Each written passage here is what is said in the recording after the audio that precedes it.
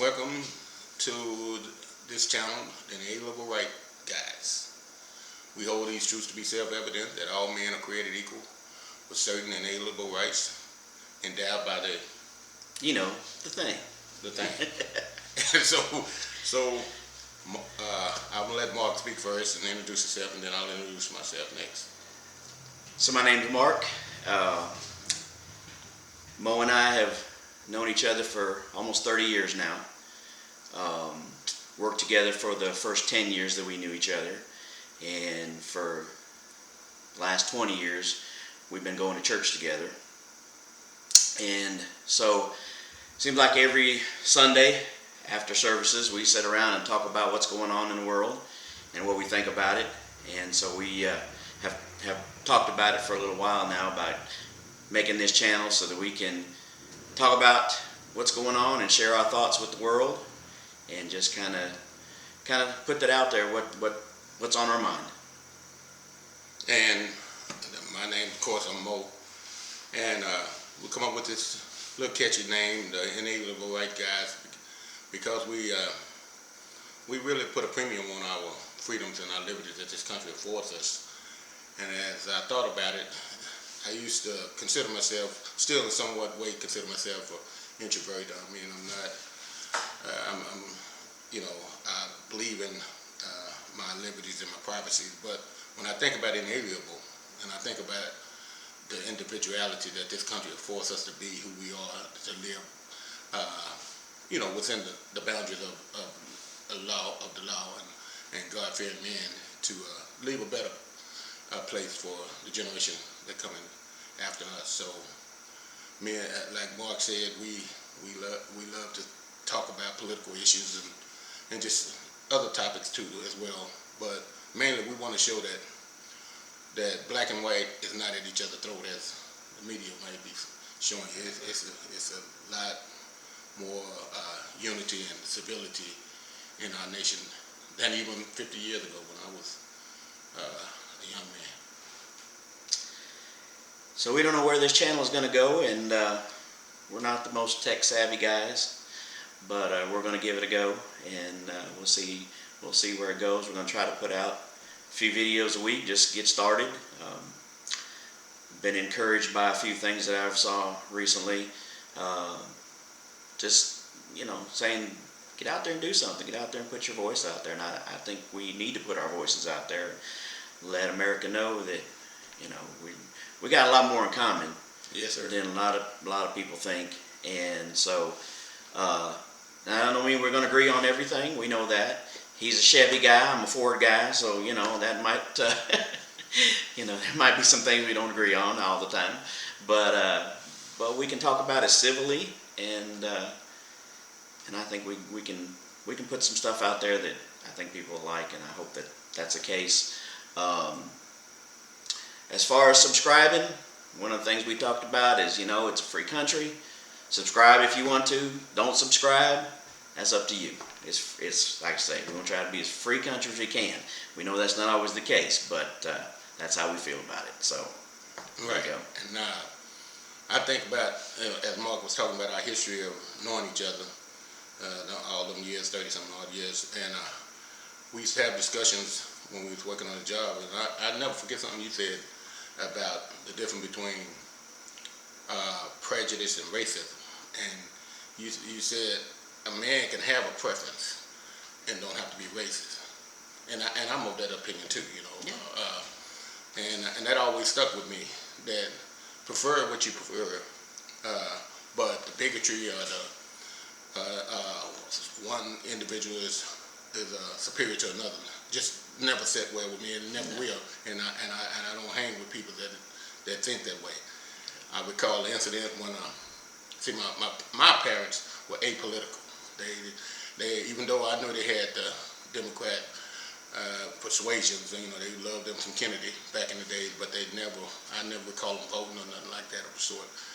And so as a result, we was raised sort of apolitical, to stay out of the political arena. So, and I recall the incident when I was in high school, and a senior, and I think Ronald Reagan had got shot, and we were sitting in class, and class was interrupted and the teacher turned on the television, and I would cause a tear dropping down, coming down my eye, and I would call my black graduates, I call them graduates, black in the church, in the school. They was looking at me like I was some kind of clown, and they made the comment that you gonna cry for that white man, and I thought to myself, you can't control the way an individual feel right now. I mean, that was something I felt, and I was always taught to reverence the high office of the presidency, not to reverence the man, but the actual position. So that kind of stuck with me, and I really didn't start casting my real votes until I think a little after that, and I voted for George Bush Senior and Junior, and ever since then I've been more conservative leaning because, like I say, and if you go back to the 60s and 70s, you will see that blacks in this nation was more conservative leaning than you could imagine. I mean, the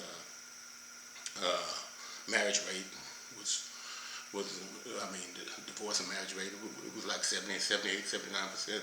They stuck together. I could go out of one house and note one door left or the right and see the whole nuclear family. And so, and we prayed before we ate, we prayed before we went to sleep, we played together. We had that type of unity. Didn't have much money, but we had love. So I've always had some conservative leaning. I just had to define them as I became a man. Now, I'm pretty much on that same wavelength. My parents were not very political.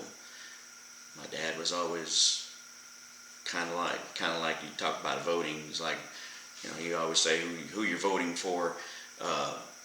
You're voting for who's gonna screw you the least. That was kind of his thinking. And they weren't really into voting either. So they were kind of apolitical.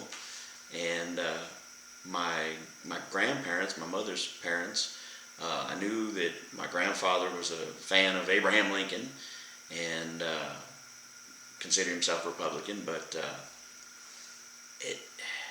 it never made a big splash in my life. And so it wasn't until I got older and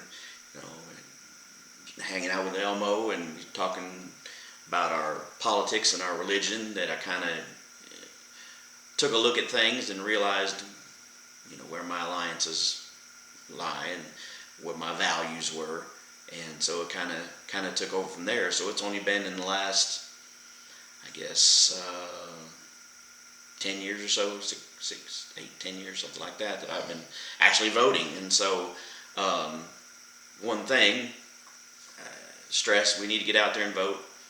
It doesn't really matter who you're voting for, as far as we all have a voice, and we should be out there voting. We're both conservatives, so where our votes lie. But we need to encourage everybody to vote. Something I never really thought about.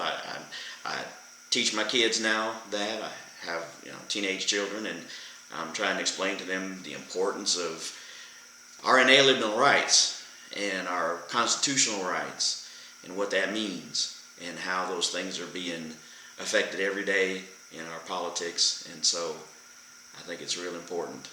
So I encourage everybody to go vote. Sure, because use it or lose it. And again, like I say, with my being raised apolitical, I hear it, and I still have family members that still to this day haven't voted, and they'll tell me what the difference does it make. What difference does it make? But to me, it gives me a sense of a civic duty. It gives me that I've tried an attempt to walk the walk and talk the talk. So yes, voting is important to me as well. But I just can't help but say that the unity and that we share as a nation, don't let no one fool us to thinking that we are at each other's throat.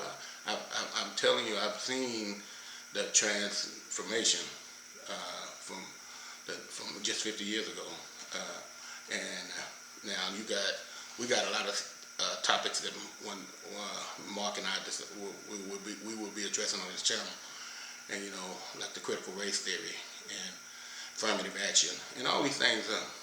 And they used to say the road to hell is paved with good intentions. Sometimes I don't even think that the people behind this had any good intentions. Really, I don't.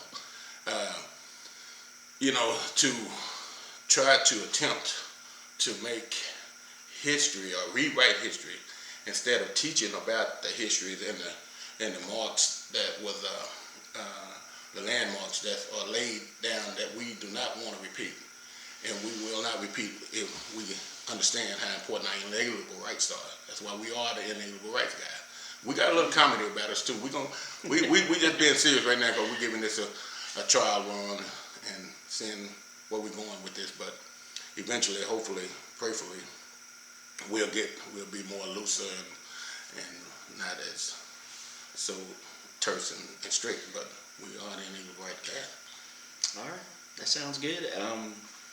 We want to try to keep these videos probably roughly right now we're at 11 minutes, so we're going to try 10-15 minute videos. We'll probably do several segments and just try to drop them out there in a few days and just kind of see how it goes. So appreciate everybody that checks in on us, and like I said, subscribe if you want to. Don't subscribe. We hope to have as free a country as we possibly can. Yes. So Yes, sir. Anyway, and remember this: we hold these truths to be self-evident, that all men are created equal with certain inalienable rights that are endowed by the thing. thing.